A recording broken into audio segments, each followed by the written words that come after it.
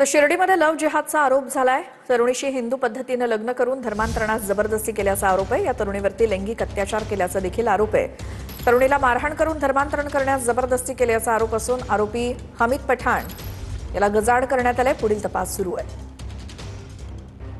नेमकं काय प्रकार घडलं तर तुझी आणि त्याची ओळख कशी झाली मुलाची आणि तिथून पुढे विवाह कधी झाला, काय नेमकी धमकी किंवा इतर ज्या गोष्टी आहेत त्या धर्मातल्या करू नये किंवा टिकली लावू नये असं म्हटलं जाईल। ते आम्ही संगमनेरमध्ये मार्केटिंगच्या कामामध्ये संघ होतो दोघं।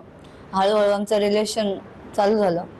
त्यानंतर मग आम्ही दोघांनी ठरवलं लिव्हिंग मध्ये राहायचं। संभाजीनगरला 1 महिना राहिल्यानंतर आम्ही दोघांनी हिंदू पद्धतीने कोर्टात नोटरी केली आम्ही दोघांनी मिळून।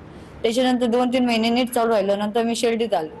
शिर्डीत आल्यानंतर तिथं पण 1-2 महिने छान राहिले, पण त्याच्यानंतर त्यांनी मारहाण सुरू केली, धमक्या सुरू केल्या।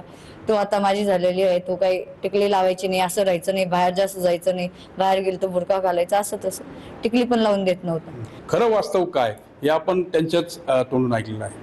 Manoj Gadikar, TV9 Marathi, island.